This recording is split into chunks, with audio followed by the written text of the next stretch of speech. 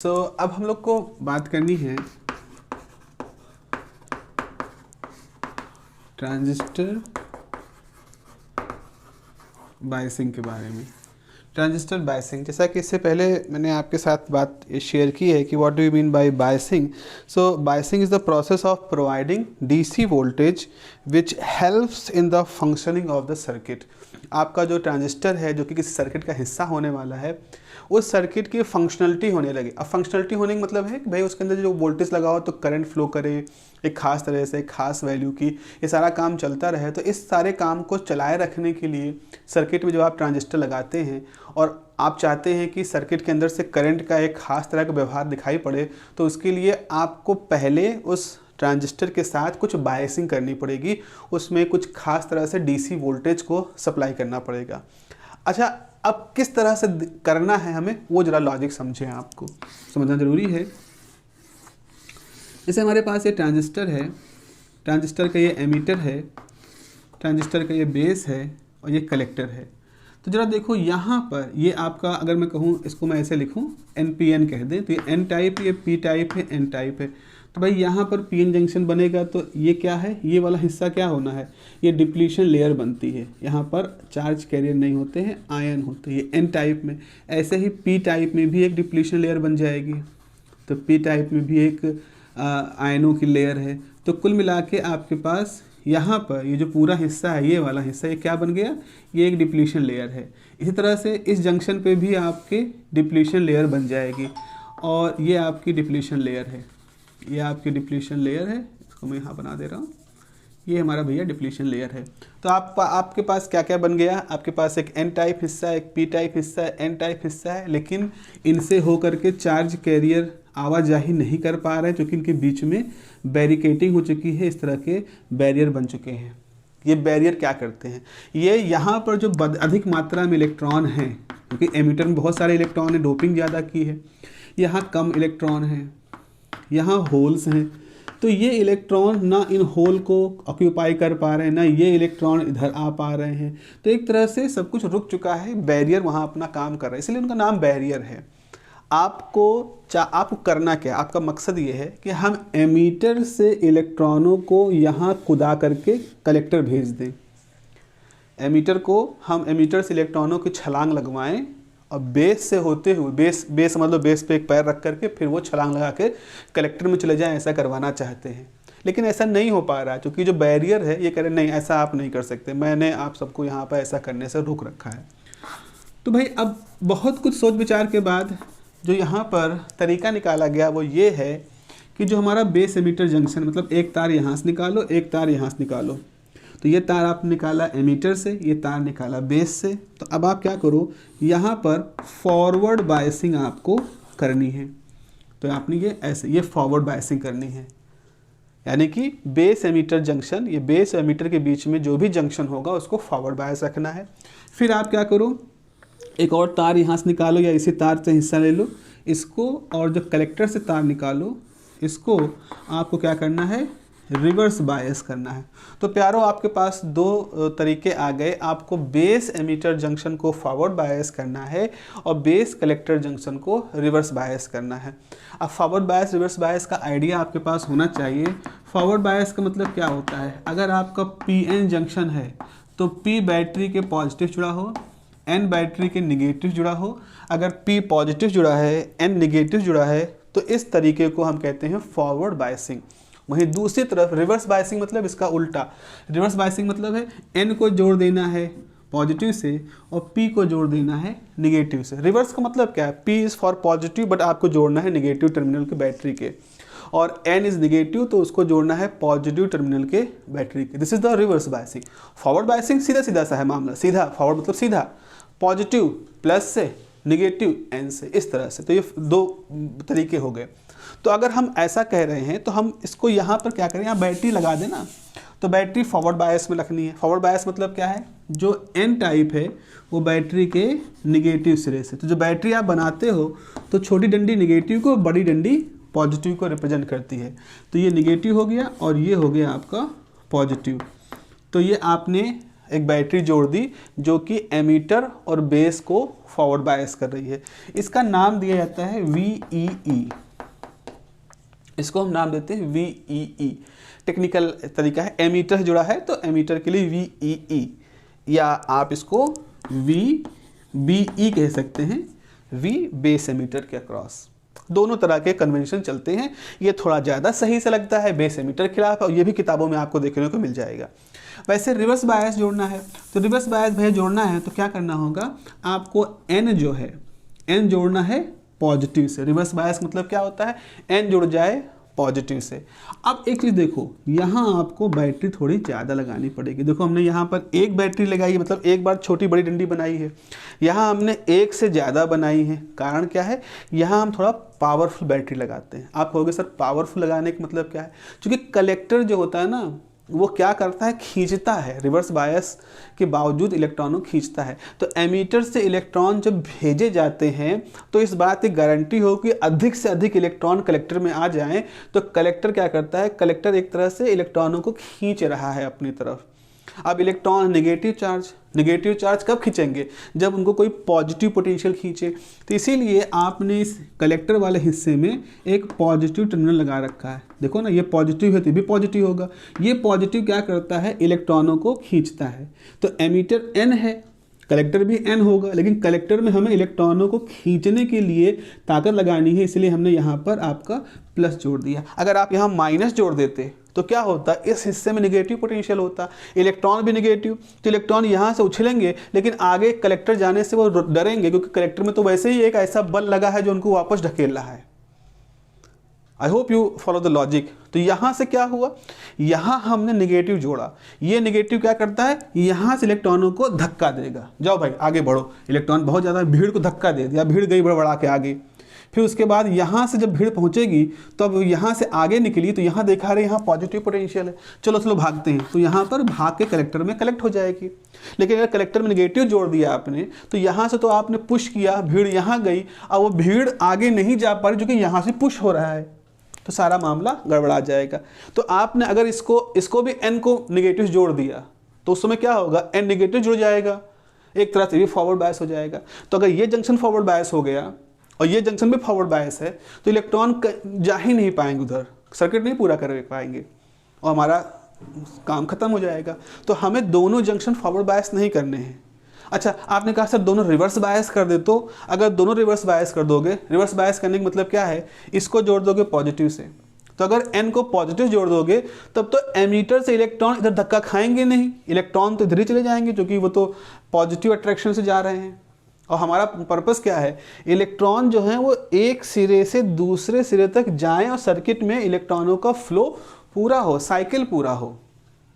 इसलिए ज़रूरी है कि दोनों जंक्शन को ना हम फॉरवर्ड कर सकते हैं एक साथ, ना दोनों जंक्शन को हम रिवर्स कर देते हैं। अगर दुर्भाग्यवश, दुर्घटनावश किसी समय सर्किट के अंदर ऐसा हो गया कि दोनों जंक्शन एक साथ फॉरवर्ड हो गए या दोनों जंक्शन एक साथ रिवर्स हो गए, तो उस विशेष स्थिति में क्या होगा, हमारा जंक्शन, हमारा ट्रांजिस्टर काम करना बंद कर देगा। इस चीज़ को अगर और टेक्निकल भाषा में बात करें, आगे आप पढ़ोगे जब और एडवांस कोर्स पढ़ोगे, जिसे कहेंगे cut off region, transistor cut off region में चला गया या ट्रांजिस्टर सैचुरेशन रीजन में चला गया। तो यह वही टेक्निकल भाषा है, दोनों एक साथ फॉरवर्ड हो गए। कोई सिचुएशन आई ऐसी, वोल्टेज का कुछ ऐसा घालमेल हुआ कि दोनों डायोड फॉरवर्ड बायस हो गए, विच इज़ अनएक्सेप्टेबल।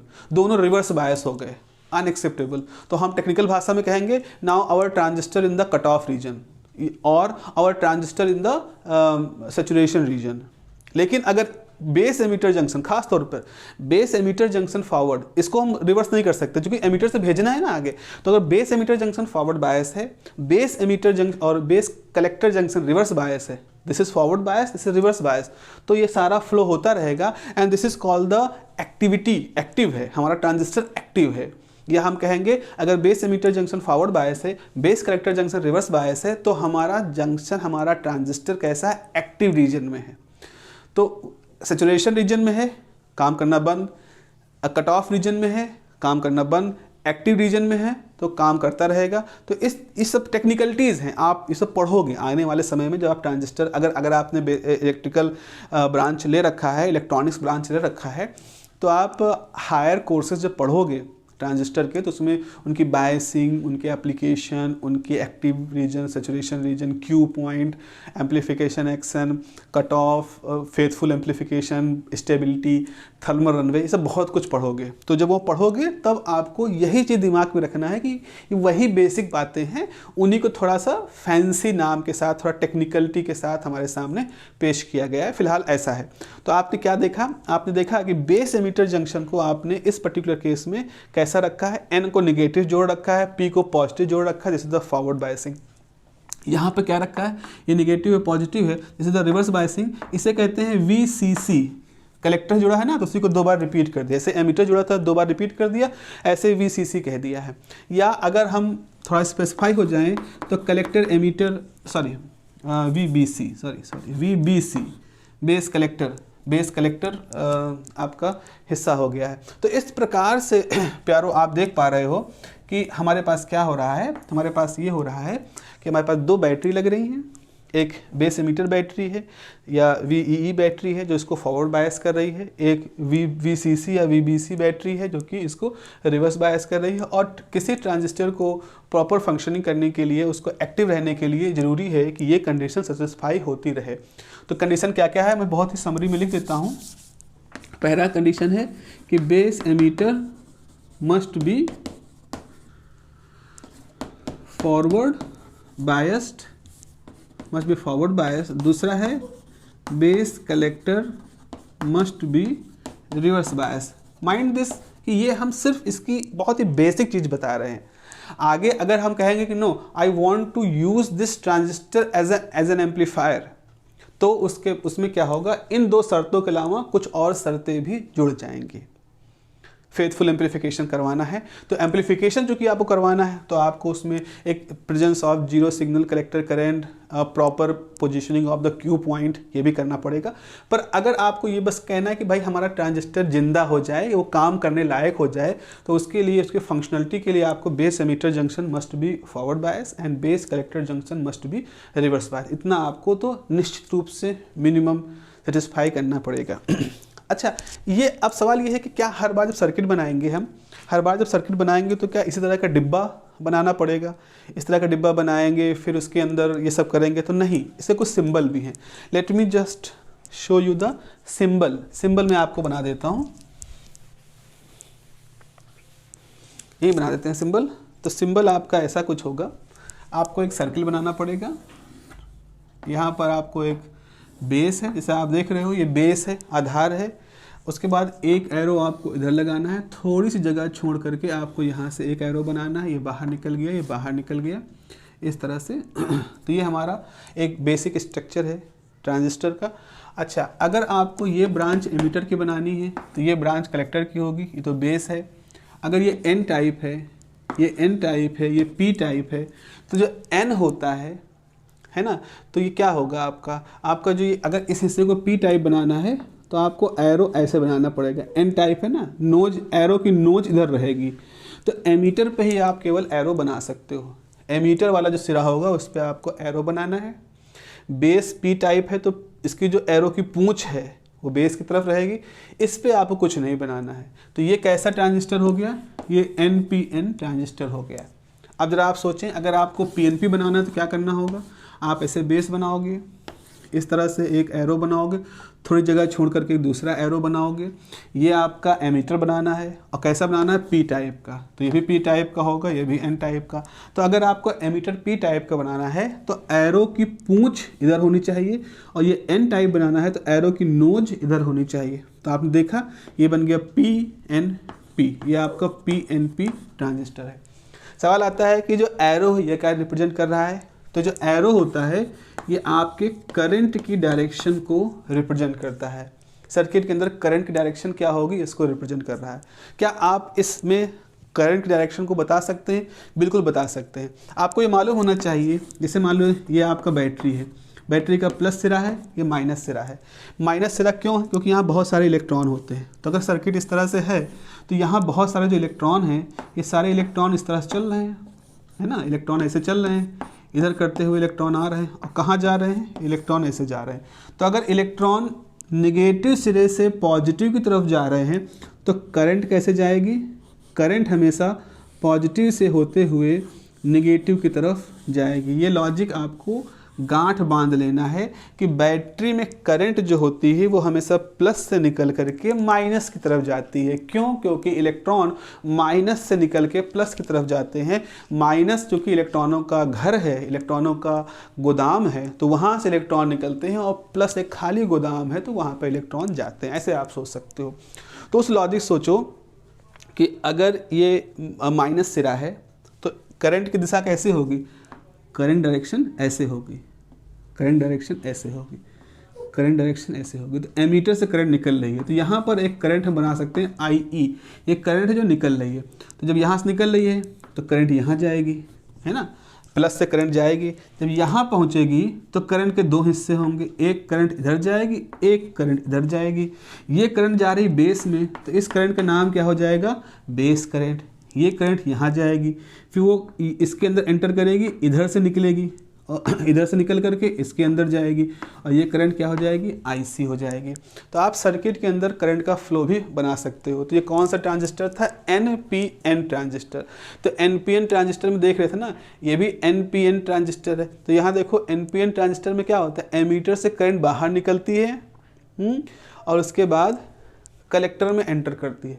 एमीटर से बाहर निकलती है, यही सबसे खास बात है। तो यहाँ पर देखो एमीटर से करंट कैसे? एमीटर से करंट की दिशा बाहर निकलती हुई है। तो सर्किट जब बनाओगे तो आपका ये जो एरो है ये इस बात तक गाइड होगा कि आपको करंट की दिशा इसके हिसाब से लेनी है। मान लो सर्किट आपने बनाया NPN ट्रांजिस्टर का, और आपने उसमें करंट डायरेक्शन ऐसे बना दी गलती से। तो देखो सर्किल के अंदर एरो है बाहर की तरफ, आपने सर्किल के बाहर एरो बना दिया अंदर की तरफ, तो ये दोनों तो गलत हो गए ना फिर, क्योंकि जो ये तो गलत हो गया, पॉइंट गलत हो गया है यहाँ पर। तो इसका मतलब है आपने कहीं गलती कर दी, या तो आपने ट्रांजिस्टर, या तो ये ट्रांजिस्टर PNP है। देखो ये देखो, अगर ये ट्रांजिस्टर PNP होता तो ये एरो अंदर की तरफ होता, तो समझ में आता हाँ करंट यहाँ से आई, इधर जा रही, एवरीथिंग इज गुड। तो सर्किल के अंदर जो करंट है, उस करंट के एरो सर्किल के बाहर अगर जितनी भी एरो बनाओगे उसके साथ उसको वो वैलिडेट होनी चाहिए, उसके साथ उसकी कंपैटिबिलिटी होनी चाहिए। और यही कितनी खूबसूरती से बनाने वाले लोगों ने इस सर्किट को बनाने का विधि बताई है। आप गलती कर, अगर गलती कर गए हो तो उस गलती को किसी भी स्टेज पर रीचेक कैसे करोगे? by getting the direction of this current इसकी।